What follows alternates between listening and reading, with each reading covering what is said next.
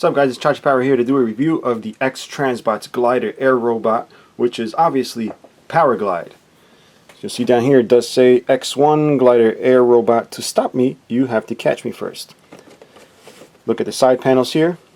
Very normal, very simple. On the back, you have what it says here, preparing Tyrant 3 times 3, whatever that means. But this is obviously Galvatron. They must be working on a Galvatron knockoff, although that's been a while in the making, I think. So it's got a little bit of a description here and the tech specs at the bottom. And you'll notice that the box is the flap type design, so you'll see not Powerglide in there. Now once we get him out of the package, you'll see he's in a little plastic tray. He's got a little baggie full of accessories and the instructions. So let's pop him out of this, take off these little twist ties here. So we have not Powerglide here. We also have what's included is this little glossy cardboard card, which has like something, I guess, supposed to be some sort of comic, which shows the Wild Child here, which I reviewed previously, and the other side here, which shows a bunch of mini robots, different colors than what I'm used to seeing. Don't know the story behind that, don't follow comics or anything like that, but it's got these accessories. It's got a little gun and a little knife. So let's go ahead and put those to the side, show you not Powerglide here. It's not bad. It does have a good, nice G1 look to it. This doesn't seem as, I don't know the word, as properly finished as the Wild Child, but then again I haven't handled the Wild Child in a while. Not to say this feels bad, it just, you know, you can tell it's a third party, but it is nice plastics. I will give it that. It does seem that there's a section here, you'll see white there, that they've painted the red, but at least the red matches the red on the plastic. So give you a moment to take a look at it again from all around.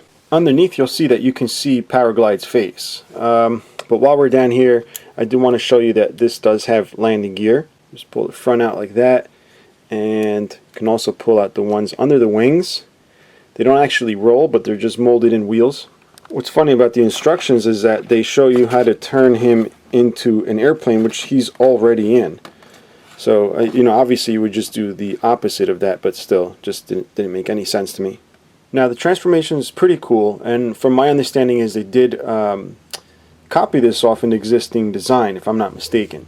But the transformation, let's see, we can split the legs here and get the wings out of the way like that, alright? Now, these panels down here, when you bring this part down, it forms a foot. This here spins around. See if I can spin it around. Alright, and then it closes over the leg that way.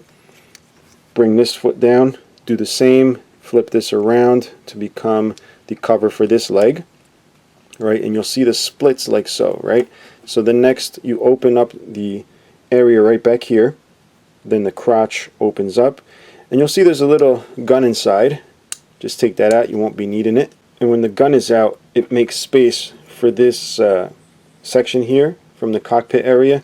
You flip this around, come around, so it's on the inside of the door, and you'll notice it has the heart in there, which I thought was a cool touch.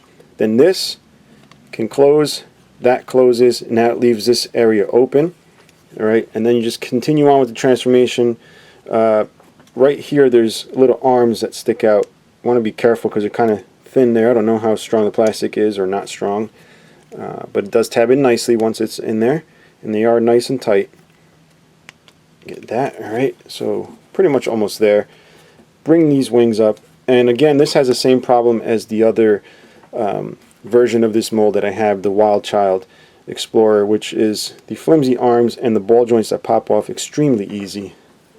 And they kind of don't really, well, I guess now it is, but before it wasn't really staying where I would put them. So just keep that in mind. You might want to put some nail polish or crazy glue to make them a little bit more firm. And then simply just flip the head around.